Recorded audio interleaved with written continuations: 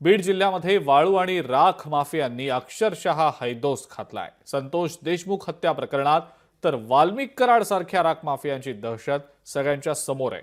आणि आता या माफियांविरोधात अजित पवार यांनी कंबर कसली आहे आणि त्यांना सज्जड दमच भरलाय। पाहुयात त्याच संदर्भातला हा रिपोर्ट।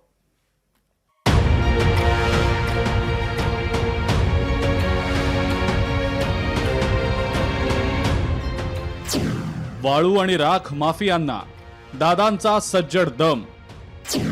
बीडमध्ये जाऊन अजित पवारांनी सुनावलं, वाळू पट्ट्यांचे लिलाव करण्याची नागरिकांची मागणी।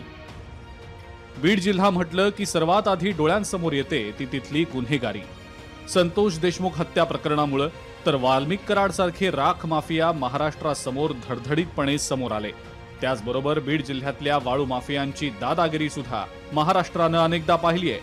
आणि म्हणूनच पालकमंत्री अजित पवार यांनी आता या राख माफिया आणि वाळू माफियांना सज्जड दमच भरलाय। राखेच्या संदर्भात बोललं जातं ते राख कलेक्ट करणारी गँग, वाळू गँग, भूखंडवाली गँग, सगळे गँगच आहे तिकडं। पण ते गँग आता सुतासारख्या सरळ करायचे त्यांना। अजित पवारांनी या माफियांविरोधात कठोर कारवाईची भूमिका घेतलेली असली तरी बीड जिल्ह्यातल्या सामाजिक कार्यकर्त्यांचं मात्र म्हणणं काहीसं वेगळंच आहे। वाळू माफिया आणि गौण खनिज माफिया कोण आहेत हे सगळ्यांना माहिती असल्याचं म्हणत प्रशासनावरच बोट उगारलं गेलंय। सोबतच अजित पवारांचा इशारा म्हणजे बोलाची कढी आणि बोलाचाच भात असा आरोपही करण्यात आलाय। मोठमोठ्या गरीब लोकांचे घरकुलाचे स्वप्न अपुरे राहिले। मध्यंतरी शासनानं सांगितलं होतं की घरकुलासाठी आम्ही 5 ब्रास वाळू मोफत देऊ, त्याचंही काही झालं नाही। मध्यंतरी लिलाव करून 600 रुपये ब्रास प्रमाणे वाळू देण्यात येईल असंही म्हटलं होतं प्रशासन। एकंदरीत जर पाहिलं तर अजितदादांचा हा जो घोषणा जी आहे ती केवळ बोलाचीच कडे आणि बोलाचाच भात आहे। जर खरंच अजितदादांना टार्गेट केलं तर बीड जिल्ह्यातली सर्वसामान्य माणसं, गोरगरीब जनता यांचे आभार मानतात। तर दुसरीकडे वाळू पट्टे सुरू करून लोकांच्या घरांचं स्वप्न पूर्ण करावं अशी मागणी आता बीडचे नागरिक करतायत।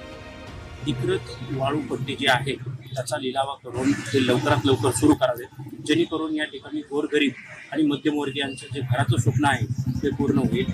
नवं बांधकाम करायचं म्हटलं की वाळू ही लागतेच। मात्र या वाळूच्या गरजेतून जे वाळू माफिया जन्माला आलेत किंवा राख माफियांनी जे डोकं वर काढलंय त्यावर कठोर कारवाई तर व्हायला हवीच ना।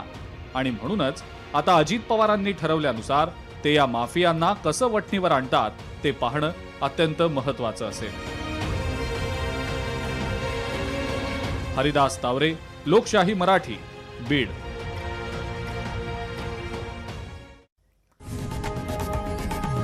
लोकशाही मराठी ऐका, पहा, जागरूक रहा।